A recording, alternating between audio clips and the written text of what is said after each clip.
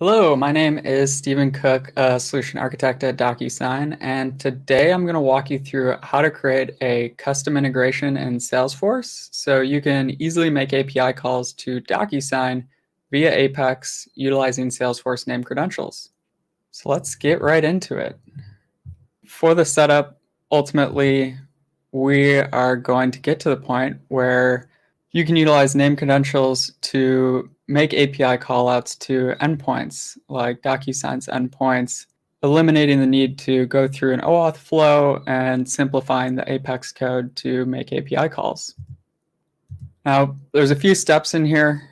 We're going to walk through step by step each one of them, but it starts with a DocuSign integration key, creating a key pair, and getting it into a format that Salesforce will recognize to be uploaded. Once that's done, we'll create an auth provider and go through the DocuSign OAuth consent flow. And then we'll create an external credential along with name credential and test an API call from Salesforce Developer Console. So the first step here is to create a DocuSign private key. And in order to do that, you can go into your DocuSign account, to your admin settings, and under apps and keys, this is where you can add an integrator key. Go ahead and name the key.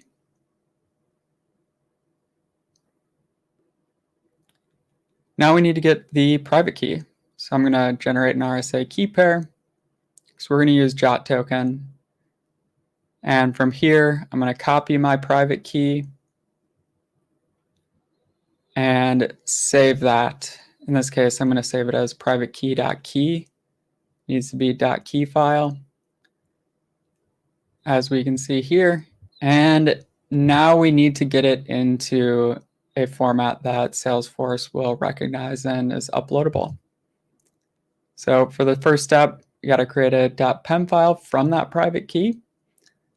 And so in order to do this, I'm just going to go into terminal. Here we can see that private key that I've saved.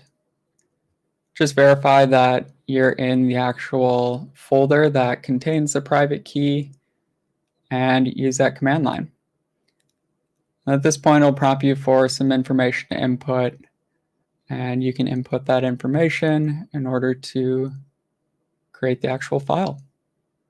Once we've gone through that, we can see the private key PEM file is created. Next step is create the P12 file. So I'm going to copy that command line again.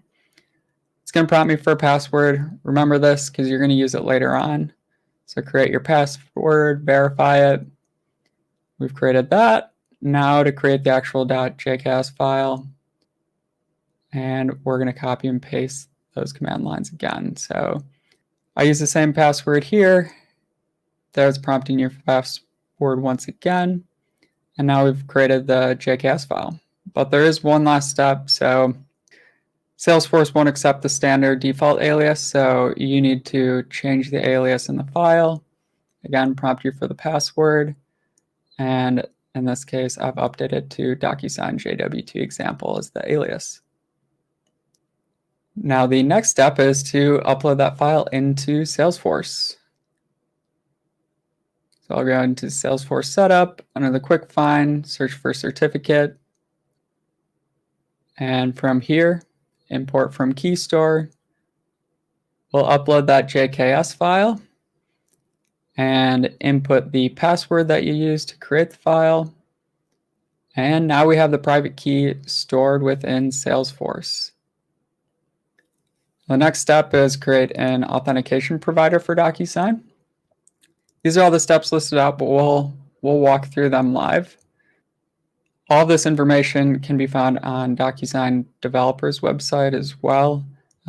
I've just simplified it to include it here, but we'll go through the steps and you can follow along. So go to auth providers and we'll create a new auth provider. In this case, we're going to go with OpenID Connect. Choose your name, in this case, DocuSign.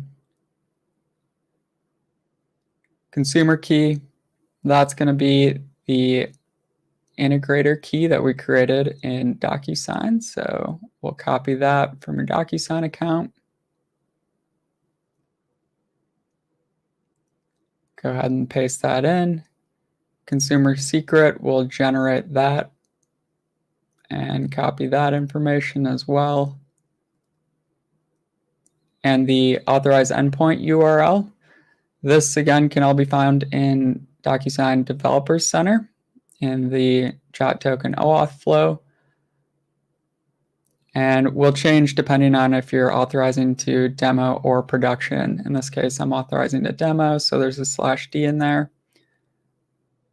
And in this case, authorization is /auth, token is /token, and user info is /user info.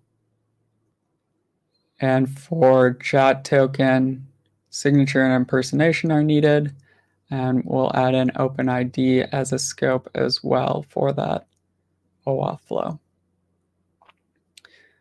Now, Salesforce has automatically created some URLs for me here that we're going to actually utilize to go through the consent flow.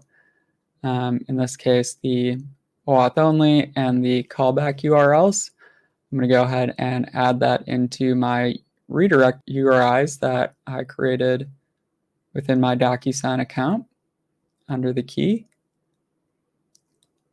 And remember to save that before moving on here. At this point, everything in the key should be all set up. And now, all we need to do is actually go through the consent flow. So I'm going to take the URL, paste that in, and here we can see the consent flow. So I'm going to say allow access. Now I've consented. I don't need to go through that step anymore unless I revoke consent. And we can move on to the next piece. Now we need to create the external credentials. Go into Named Credentials. Create the external credentials first. Click New. Go ahead and give it a label and a name. In this case, I'm going to say DocuSign. And here we're going to go with OAuth 2.0 for the authentication protocol. And we're going to do Jot token. And for the identity provider URI, again, we're adding D in here because this is going to be for demo account. And these endpoints can all be found within our Developer Center. And the last piece, assigning certificate, that is going to be the one that we uploaded. And DocuSign JWT example is that alias name change. So that's what you'll look for, is whatever you use for that name. And then choose a specific expiration you'd like. Now at this point, we have some default claims, but we need to update the values. So ISS for the Jot token claim is going to be that integrator key. Sub is going to be the actual user who's going to be making the API call, so user ID. Audience is going to be account-d.docusign.com. And then we're going to add in the scope as well. So again, for Jot token, we're going to go signature impersonation. And now we can create the name credential. So click back onto name credential, click new. In this case, I'm going to go with DocuSign for the label and name.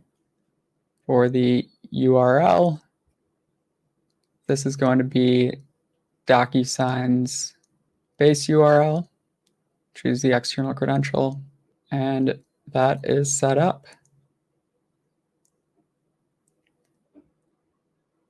So now we have those two linked. We also have to create a principal. So in this case, I'm going to do a name principal. It can be by user, but we also have to create a permission and assign that permission the rights here. So in this case, if you haven't created a permission set, go ahead and do that. And in the external credentials, principal access, add in the external credentials so that that user is going to be able to actually make those API calls. And then add that permission set to the user.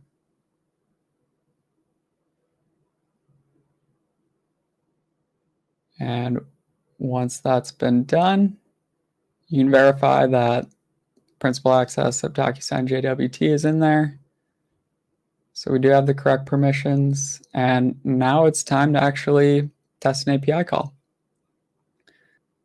So for this first scenario, you would create a class. I've already created a shell here, so we have a method testing, and really all I need to do is update the callout of DocuSign for the name credential and include my account ID. For this scenario, I'm just creating an envelope draft, very basic API call to DocuSign, but just to make sure that this is working, we're going to go with that for our first test.